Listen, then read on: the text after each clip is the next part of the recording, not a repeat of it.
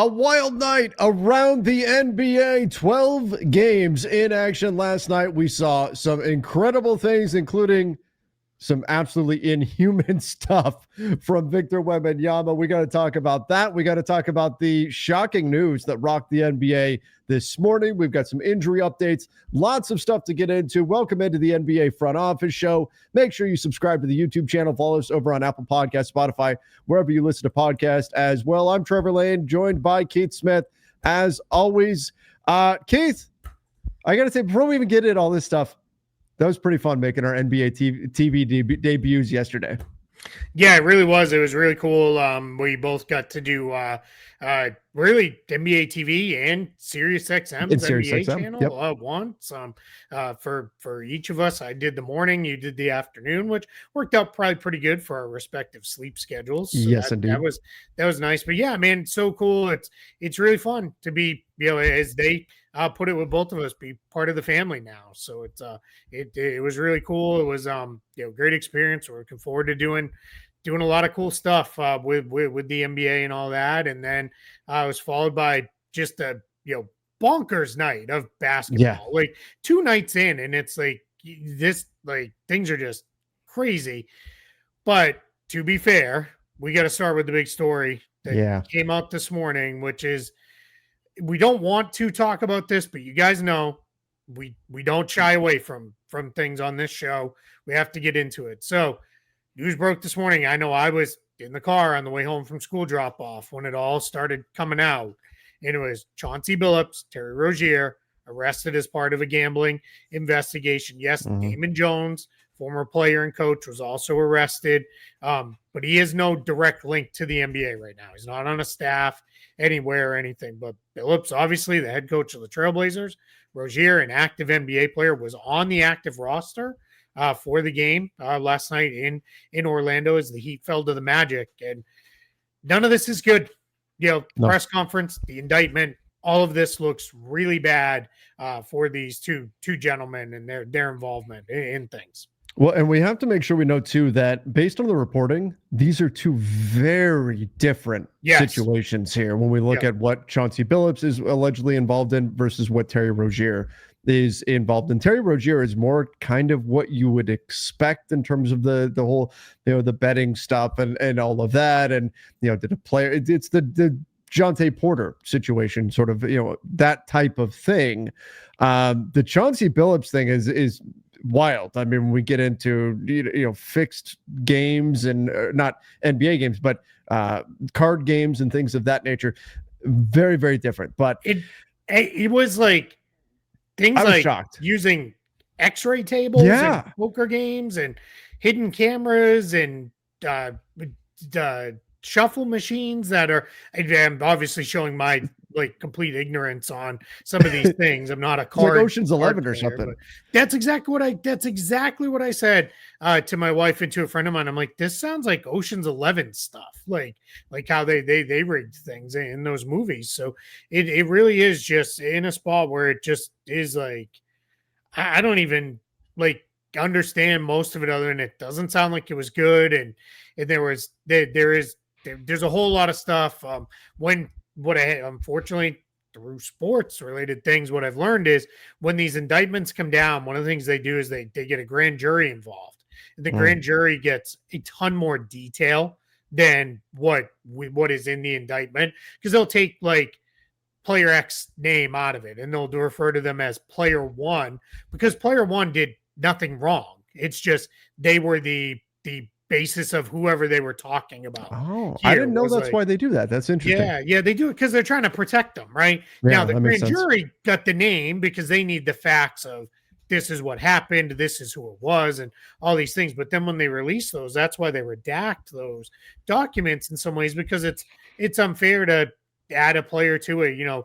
Added Keith Smith was, going to sit out a game. I didn't do anything wrong. I just sat out the game. So, but yeah, so the Chauncey Billups stuff is not great. There's people are going through the indictment. You can follow on social media. They're screenshotting chunks of it and highlighting parts of it and putting things out there. There's going to be a lot more that comes out. And then the Terry Rozier piece, it was like, okay, he was involved in something. And then It was when I don't remember her name or her title, and I apologize for that, but it was the NYPD representative on stage who spoke about Terry Rozier pulled himself out of a game in 2023 after 9 minutes of play. Well, we have all these great tools. I went right to Basketball Reference, looked up his game logs, put it by minutes played. And in a game against the New Orleans Pelicans in 2023, played about 9 minutes, 34 seconds or something, pulled himself out. And then I looked up the AP game recap. And in there's a note that says Terry Rozier exited the game due to a sore right foot after scoring just 5 points. That's pretty damning evidence there. And the fact that she gave that level of detail in there and all those things are in the indictment. And there's a lot of other stuff like they met up to count up the money that they want, which sounds like what do we do? Like that sounds like a from a movie or something. This is all crazy. And the last thing I'll say, just to make sure we're all on the same page, the NBA's announcement was basically we're cooperating with the investigation, and Billups and Rozier have been put on indefinite leave. So they're both out. They're not suspended. Neither one of them is suspended. There's no money being lost by either one of them, but I'm going to translate that to go away and we'll come back around if things go a different direction, but you're not going to be around anything to do with the teams. So what this means in the near term here, obviously this will be an investigation. This will continue going on. And unfortunately, this will probably be a story that we'll have to update in the future. But in the near term, and by the way, the Blazers did play last night, and I thought they played fairly well against the Wolves, had a chance down the stretch there. But Tiago Splitter will now step in and be the Blazers' interim head coach. So we do have a change now for the Portland Trailblazers with Splitter stepping in. Yeah, and there was a little bit of reporting from Shams, I believe it was, that said they did consider Nate Bjorkgren, who had head coaching experience in the NBA, but they decided to go with Tiago Splitter. And now there's been some other reporting out of Portland where some people really liked Tiago Splitter as somebody who maybe if they'd made a change at head coach, which remember that was rumored about Chauncey Billups about midway through last season when things weren't going so well. Then they had the strong finish to last year. Tiago Splitter just led his team to a championship in France a year ago, I believe it was. So now he's back. People probably remember him as a player. The former Spur, former Spur, long time. Kind of like a role-playing big man. Was what he was for a number of years, but he's now going to be the Blazers interim head coach, and that's where this will go. But it's I will say this because I've been asked, like, I don't want to get too deep into what happens if Terry Rozier is banned. Like, what happens? There is language in the CBA of contract basically immediately gets voided. It would come off the Heat's books is what it sounds like is how it would go, but we'll see how they decide to handle that if and when we even get to that point. There many people pointed out you got to, the way it works is innocent until proven guilty. And, these are all, arrests that are, because of indictments that allege these things. So we'll see where it all goes. But much like I said with Jonte Porter, if you have proof of this or even a strong enough belief that this happened, you go. Like, we cannot have this. I said it at the time with Jonte Porter. You have to drop the hammer and drop the ban. And that's it, because you just can't have this. I talked about it a little bit on Basketball Bulletin earlier today before we kicked off the Lakers Collective. I did a quick thing on it, and I said the exact same thing. I said this is similar in terms of the way the NBA needs to respond to what we've said about the Kawhi situation. Not that they are the same situation at all, because they certainly are not. But what you need to do if you're the NBA is you need to make sure you set and continue to set that precedent that there will be severe consequences if this is something you are partaking in. So there was, these are games that happened a few years ago. This is not stuff that happened yesterday, right? What's being alleged here.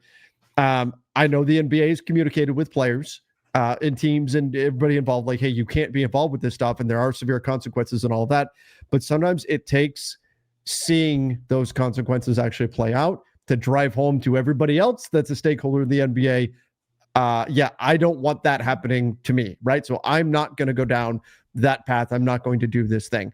I also think that if it is just a slap on the wrist type of thing, which I don't think it will be. It's obviously not what we saw in the Jonte Porter situation, but you invite it to happen again, similar to how we talk about the Kawhi situation. If there is guilt found in that situation and the NBA just slaps the wrist, well, then you've got a problem because now you've essentially given teams a pathway to circumvent the salary cap. And that's not a situation you want. Same thing here. You have to drop Thor's hammer, charge it up, put the hammer down, and all of that.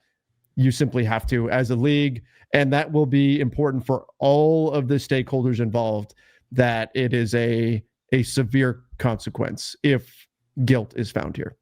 Yeah, especially on the player side with these things. The more I think about this, I'm just going to minor soapbox moment here.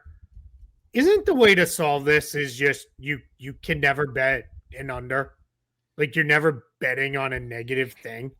Like, meaning if you want to bet on, I think, LeBron James will score 40 points, then I bet that LeBron will score 40. I don't bet I win if he scores less. Like, you just, like, that seems like how you solve this. There's just no more under betting on props, because I had not thought of that. Yeah, I mean, now I get it. You could have he certainly wasn't doing anything illegal, but I'm not going to mention the player's name. But there's been players who, like, they chase steals, they chase blocks, they chase assists. Obviously, guys chase points. Yeah, you could get negative in that sense towards, like, the game gets broken because the guy's not doing what he's supposed to be doing. But I don't know. I've just thought it seems way harder to manipulate a positive outcome, which that should be, than it is to manipulate a negative outcome. And I know they've already made agreements with all of the legalized sports books of no more unders on two-way players or players on 10-day contracts and all that stuff. That was heavily reported on, that you're not allowed to offer it for those guys, because that removes any kind of incentive to be like, hey, let's bet. And honestly, you should be probably betting on a two-way player or a 10-day guy, because they're generally not going to play a lot. So just something that popped in my head is like, isn't that an easy fix for this? But that's interesting. I'm sure there's things I'm missing. I'm far from an expert in that world. Yeah, and the problem is then you would still have value in, like, if player X is, and it's non-public information, that's the problem. So if player X is not feeling great that game, but that's not out there yet, and then you're going to bet the over on player Y because there's going to be more opportunity for that player. So you could still create issues with it. But I do think it makes it maybe a little bit more difficult. It's easier for a guy to go out there, and especially an end of the bench guy who is playing 5 minutes, to go out there and shoot 0 for 2 and they're under hits than the over. Yeah. It's just, I mean, we said it at the time. None of this is good. Can't happen. You need to address this and go. So let's pause, take a deep breath, reset, and now let's get into the good stuff about the game and the league we love. God, it was Pass so great. Opening night. This is like one of my favorite nights of the year. I love actual opening night, and as Shaq called it, real opening night, I think he called it last night, or whatever he was saying, which was, they were fun on ESPN, the Inside Crew. I thought, it was cool seeing them there. I thought it was, good that they're still around. I know they're not everybody's cup of tea, and I get it, but they were fun. But League Pass opening night is what I call it, because it's the first night we have League Pass, and there's there were 12 games, and 10 of them were on League Pass. I watched part of all 12. I was going to ask you, because I have not seen Bucks and Nets, or no, I didn't see the Bucks game, and I didn't see the Nets game. Yeah. Those are two that I haven't seen yet. Fully honest, I did not watch all of every game, because that's just impossible. It's so difficult. But every game I have seen parts of it. I've at least watched clips of certain players, like for example, in that Hornets Nets game. The game was a blowout. The Hornets destroyed the Nets. That's right. But Jaeger Jillman shot 4 for 6 on 3-pointers. So I've watched all 6 3-point attempts he took, because I wanted to see how he looked as an individual. So it was it was just a fun night. Like, just it's always fun to kind of bounce around and watch all the games and all that. There were some really good games, good finishes. Celtics lost. They had a couple shots at the 3 shots like in the final 5 seconds and couldn't put any of them in. VJ Edgecombe, we're going to get to him in a minute. We'll talk about him. But league pass, we got to go. We got to go here. Yeah. What in the world? My God. Hours later, I have friends of mine who are like casual basketball fans, and they're like, so what's the deal with this dude? Like, that's how like it's broken containment. Like, now it's out there in the world. How I really know is when my mom's like, what's this? She'll butcher his name, and I don't even know what she'll call him, but it won't be Victor Wembanyama, but the really tall guy in San Antonio, like she'll be asking about him. Once that happens, like that's it, man. We're there. Unbelievable the way he played in that first game. I have a friend who is a Spurs fan, shout out Kyle Olson, who texted me and said, so if Wemby is healthy, how many games are the Spurs winning? I said, all of them. Like I couldn't imagine him doing the things he was doing, the reverse dunks, that just gliding to the basket. One, it was like 15 feet in the air, and he reverse dunked it on the lob. I mean, and the thing was that got me the whole time I'm watching this.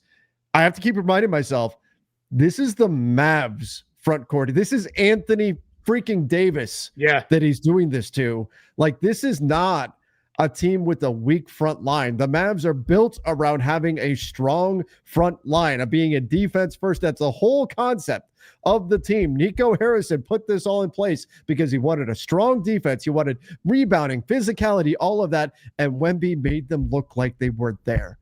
Yep. Oh my God, that was an insane block performance. On Derek Lively.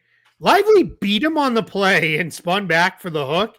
And Wemby's just so long and quick that he just got it, and it was like blocking a child in the driveway. Oh man! Like, just sent the ball like rocketing to the floor. Just unreal with this. It's in the amount of times too that Dallas players got the ball with just him in the general vicinity. We're like, nope, not even going to try to shoot. Yep. Like, just going to get rid of it.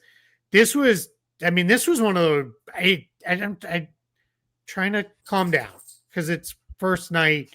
Like, they can't be this fired up. He's not going to shoot 15 to 21 every night. And they can't be this fired up 81 more times this year plus playoffs. But this was just one of those all-timers where it's like, this was unbelievable because it was the combination of stats and play and the way you felt when you watched it. It was just there. And getting lost a little bit and how good he was.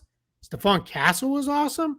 And Dylan Harper's debut was a success off the bench. Like, I don't know, man. If I'm the Lakers, I might be like, can we just move to the East, please? For the love of God, we'll travel a whole lot more. Like, your team should be asking. My God, it's like between the Spurs and the Thunder, like, good luck. I just like Spurs may not get there this year, but they're not. By next year, they're there, and they're not going anywhere for a while. Yeah, I mean, they're obviously well set up for the future here. I mean, that was remarkable. Watching that game made me think, God, Wemby might not just win Depoy if he's healthy. He could really, really be in the MVP conversation. Keith, he was so good that I had to start thinking and seriously questioning if Wemby is this good all season. Maybe not 40 and 15, right? But plays at this level all season, and the Spurs are the 7 seed, let's say. Could he buck the trend and still win MVP? Because he was that good. Good. Yeah. Like, that's Russ did, right, that 1 year.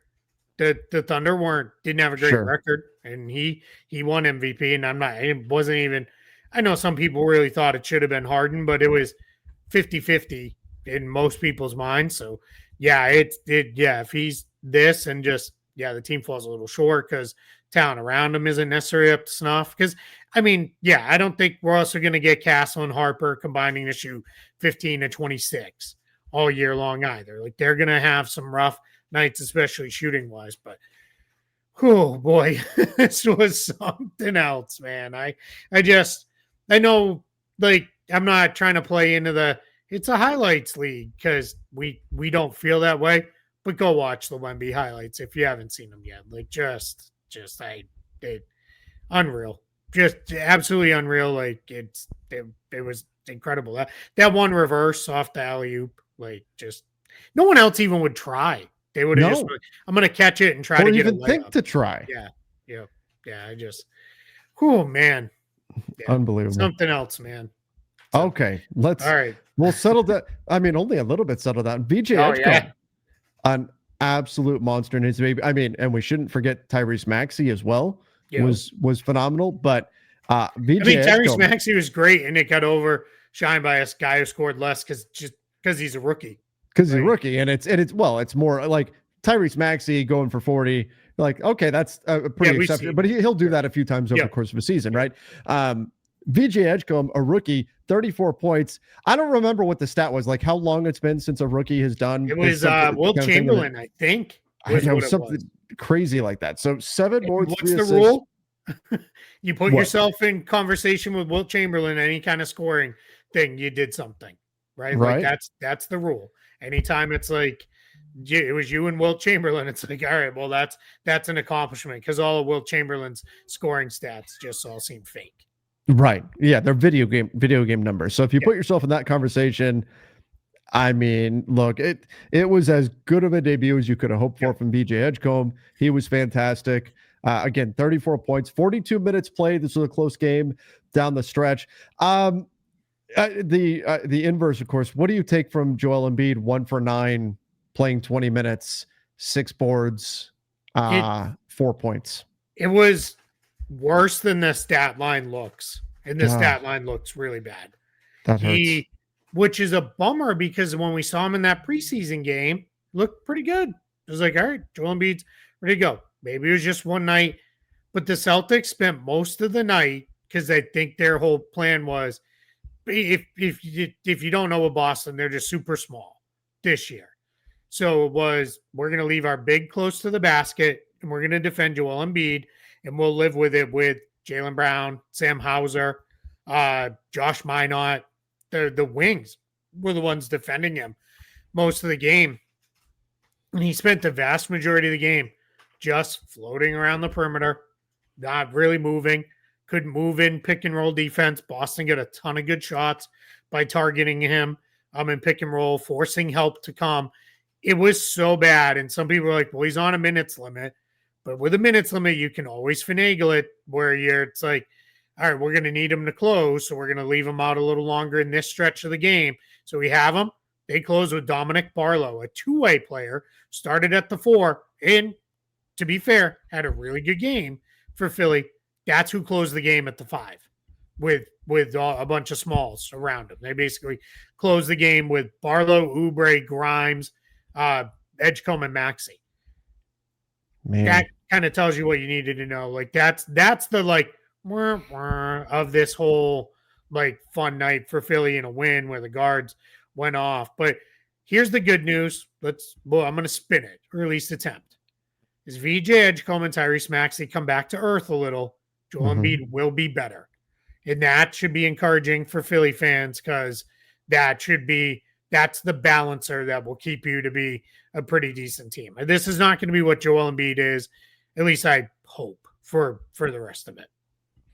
Yeah, that's again, I hope it's just one night, like you're saying. I hope it was one off night. And sometimes, look, Keith, you and I know when you get older and you try to do any kind of athletic activity, sometimes you have good days, some days you have bad. And it's just the way that and some days you're like, hey, I remember what 25 felt like. And then other days you're like, oh, this is what 65 feels like. Usually next day. After you try to feel 25. Yeah. And so the hope is it was just Embiid on a bad day.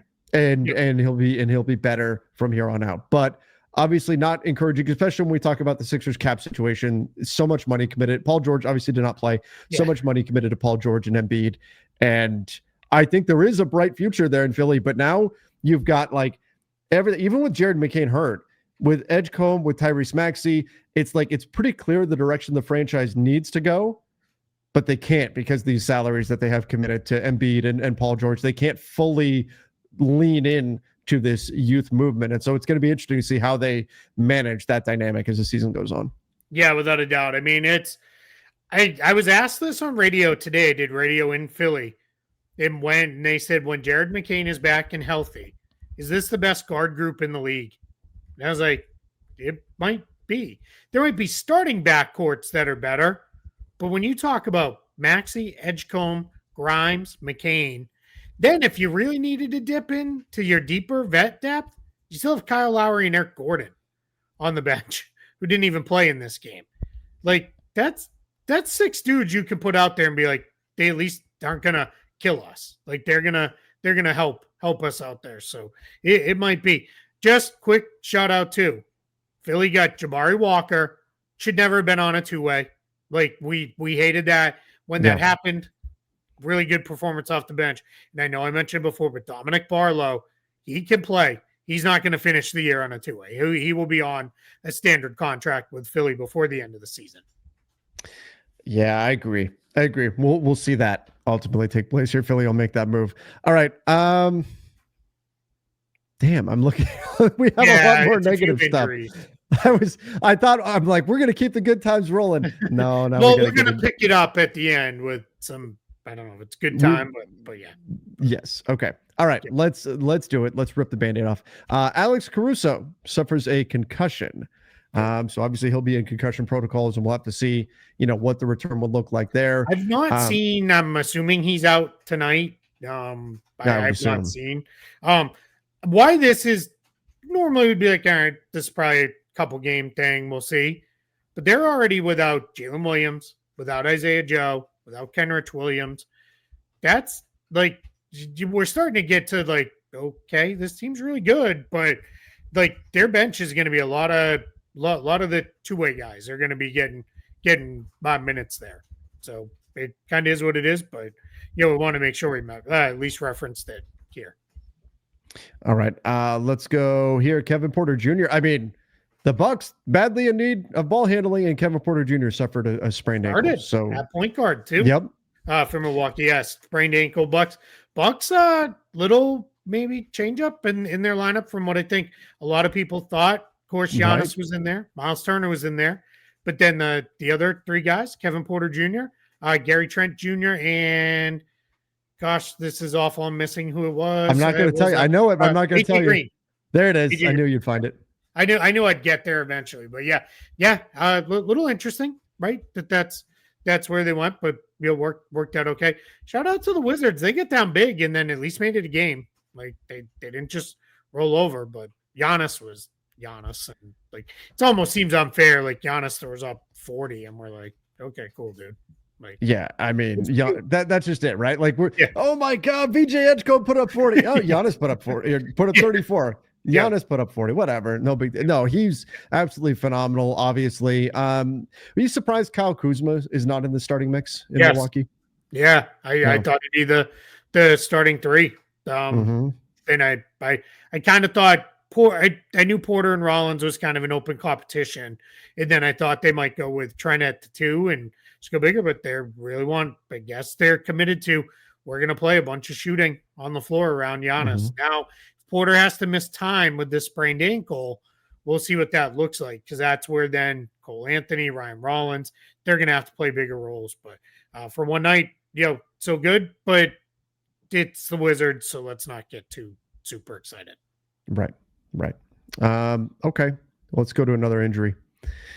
Karl Anthony Towns playing through a quad strain right now, gutted it out and played last night for the Knicks. A win for the Knicks against the Cavs. One of their, and you know what? Like, this was opening night for both teams, but we could very well, given the way we are predicting the Eastern Conference will shape out as the course of the season goes on, it's possible that we're in April and we're looking back saying, hey, remember opening night when the Knicks beat the Cavs? And that is like the tiebreaker between the two teams or something. Like that could very well be where this lands. So that this was a game that absolutely does matter in the overall scheme of things. But the Knicks got the win, and Karl Anthony Towns was able to gut out playing through an injury. Not ideal, but he was able to get through the game.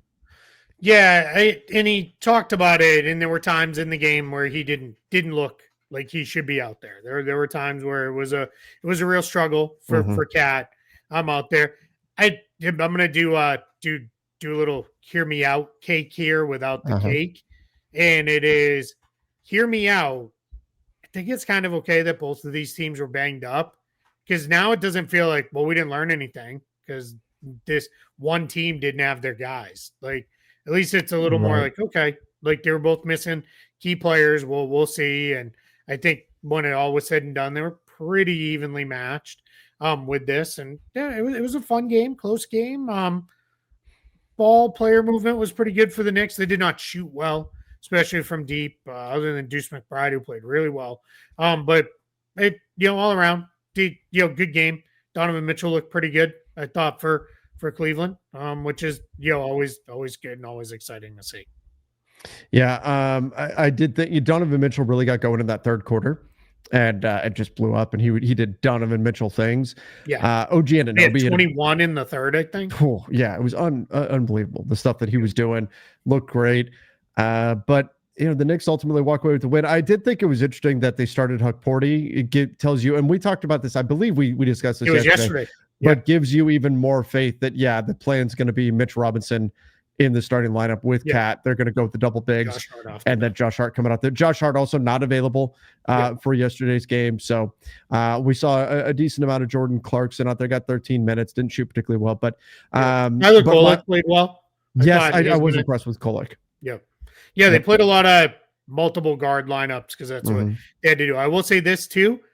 Credit to the Knicks defense, because after Mitchell had that big third, they did get him a little bit more under wraps in the fourth. They put a little bit more size on him with really trying to make sure to keep Bridges or Anunoby on him, then coming with size when they needed to, which is just it's opening night. You're not always looking at the most tactical stuff, but I thought they did some good stuff there with that.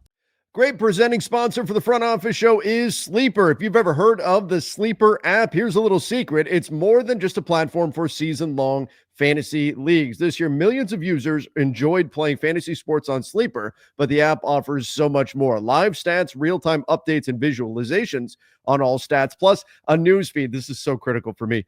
Get lightning-fast updates on your favorite players and teams, a real-time chat you can engage with other users about individual plays and performances during the NFL and NBA season. So download the #1 sports app today and experience it for yourself. If you can see, I've made a couple of season-long picks there. Some deep cuts.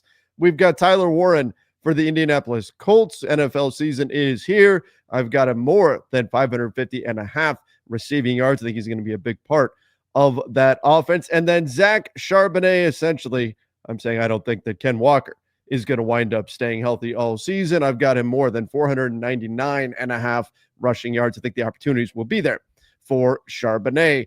So click that link in the description down below. Use the promo code CAPSPACE, and you'll get up to a $100 match on your first deposit. Terms and conditions apply. See Sleeper's terms of use for details. Currently operational in over 25 states. Check out Sleeper today. So let's go here. Yeah. Because we're already talking about the Cavs. Kobe Altman, Brian Windhorst reported this, said basically was like, yeah, second apron will come for us. Like it's going to be a thing.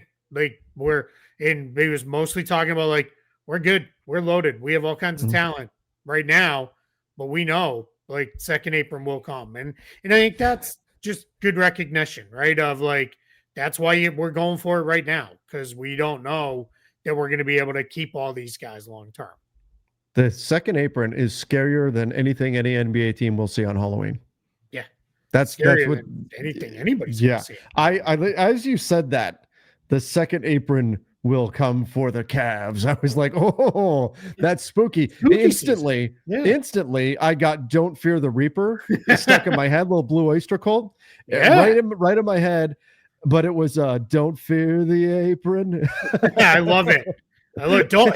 Don't cut that out before we do this and save that. We need to make a drop. And I don't need to. We're going to need to make a Reaper that is wearing an apron that like comes across the screen or something like that. That is what we need. Anybody out there who is talented, I certainly am not, who is talented enough to make something like that, get at send us, it to us because we need that. We'll use it and we'll give you full credit, and standing offer, I'll give you a hug if you prove that you sent it.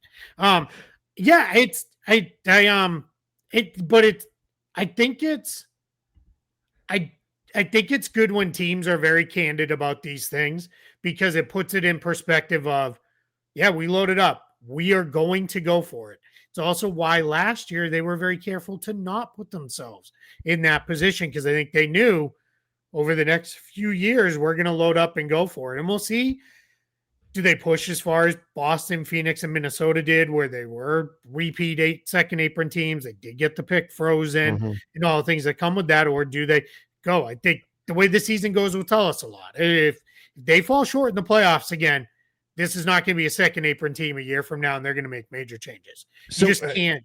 You're not going to give teams. I use the Celtics as this example. Right. Remember when they were just banging their head against the wall, going to the East Finals every year with the same rough core of guys? Then it was like they gave them basically 7 years to try to break through, and then they finally did. And it was like they got there. That's not going to happen with the apron rules in play, especially the second apron. Teams are not going to be giving teams are not going to be giving themselves multiple years with the same core, just banging their head against the wall, trying to break through.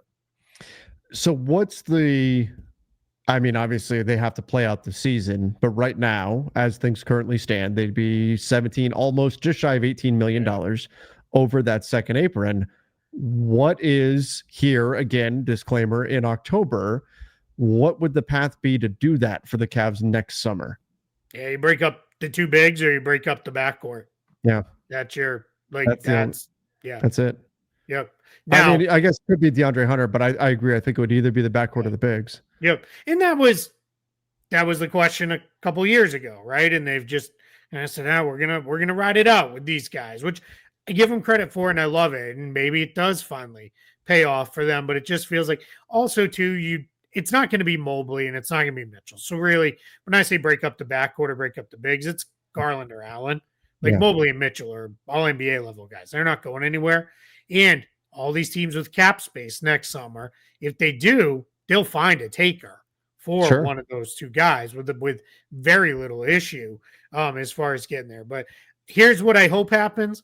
I hope it doesn't happen. I hope they do make a run to the finals, or at least a super competitive East Finals, where it's like, we're this close, we're not breaking it up. One way or the other. Big, fair, game. I did not pick them to make the NBA Finals. I know a lot of people have. I picked the Knicks. But it is, I would like to see them keep it together. I'm not begging for trades here or anything like that. I hope they do make a real run, but that's how it'll go if they have to do that. If they have to do it. Yep. Yeah. Okay.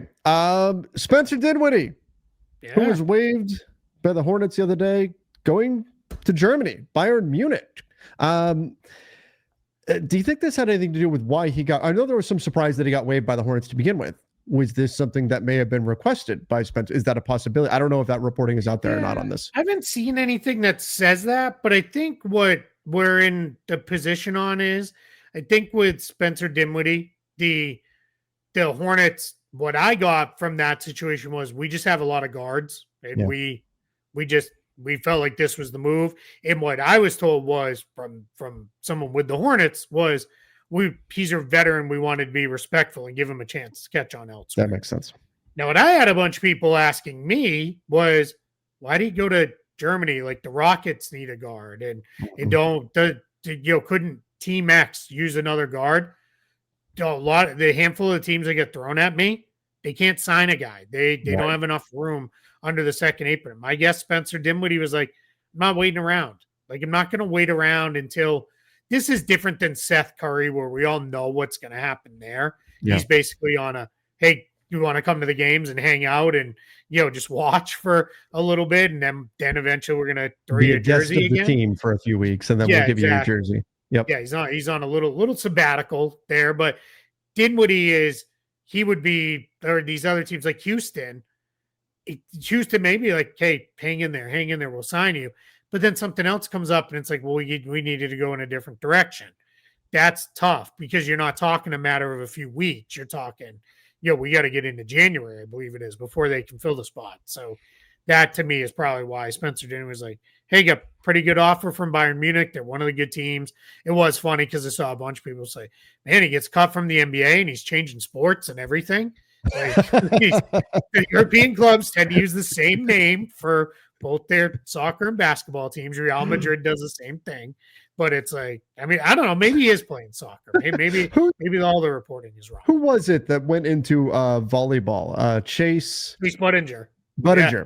That was it. They made the Olympics. Yeah. It doesn't happen often, but no. I mean, maybe Spencer Dinwiddie is great at soccer. I don't know. Trevor, I'm jumping on the soapbox again. That's unfair.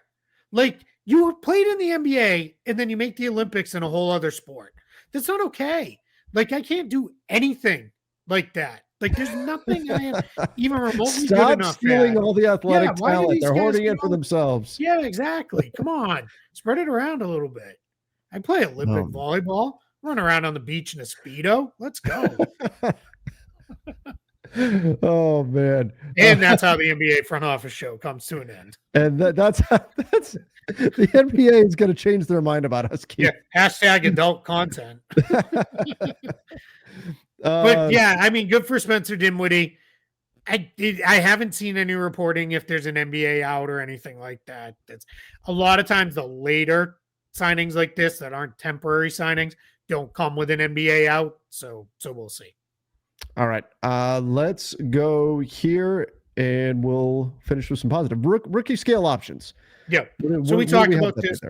Yeah, we talked about this with Dalton Connect the other day. Mm-hmm. I'm not going to run through all of them because a whole bunch have been picked up. One of the best places to see this information tracking wise, just in a very easy way, is on Real GM's transaction log. You'll see it. It says Team X picked this up. So far, we haven't had any surprises.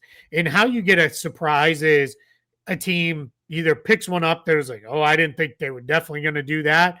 That's a little less so. Or teams do these in batches. You almost always see it as like Portland picked up Klingon, Henderson, and Murray all at once.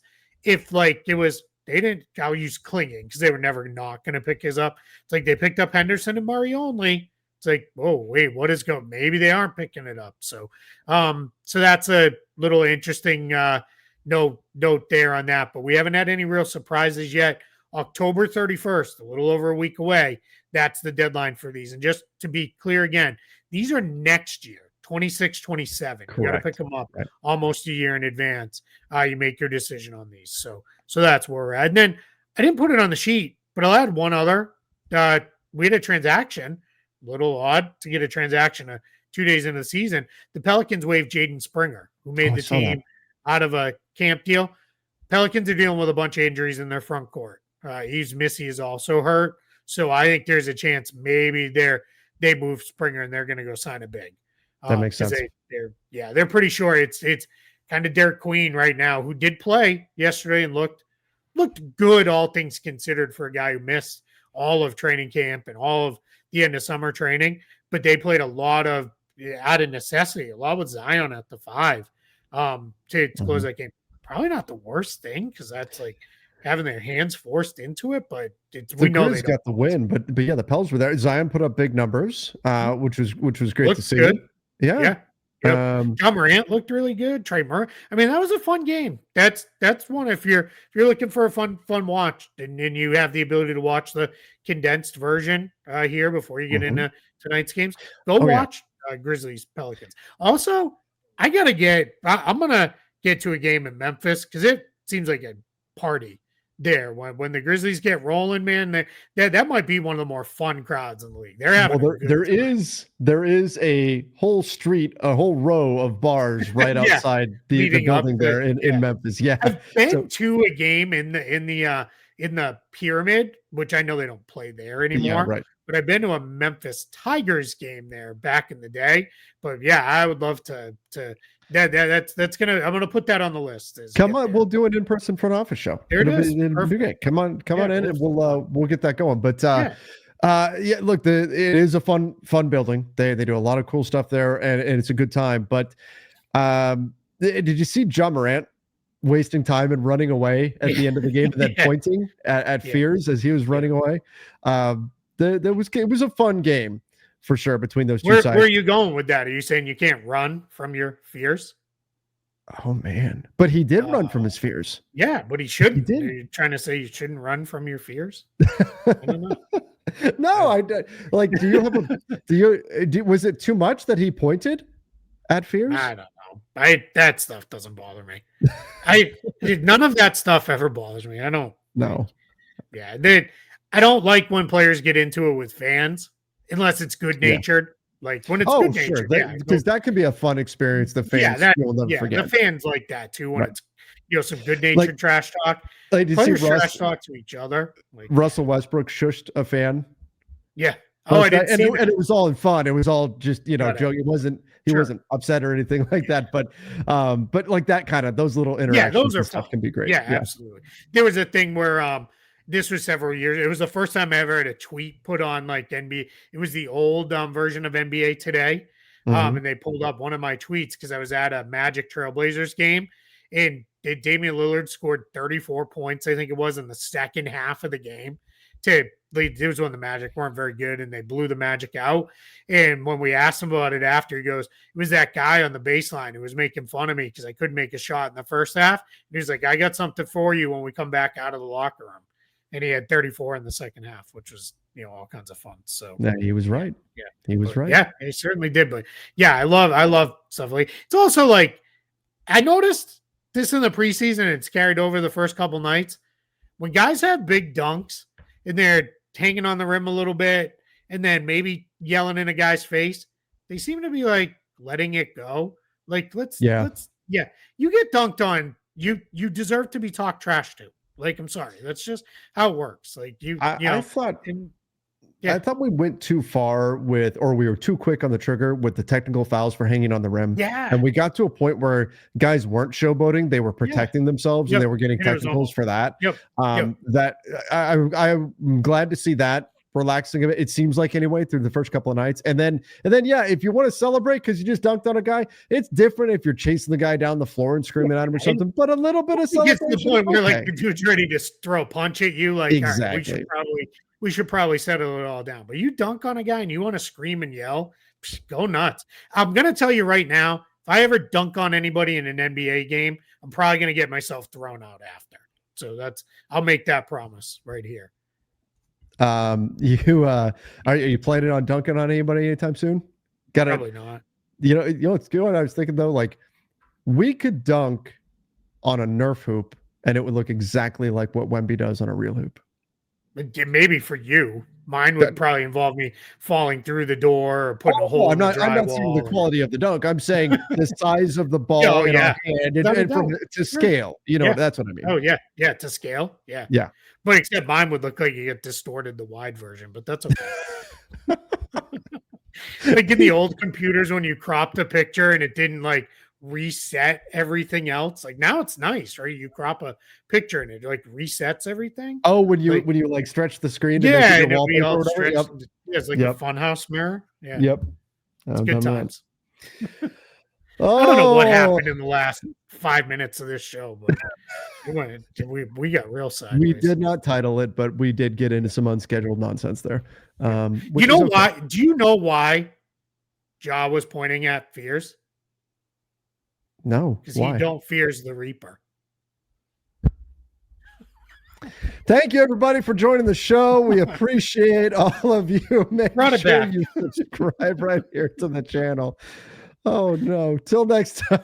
See ya and stay safe.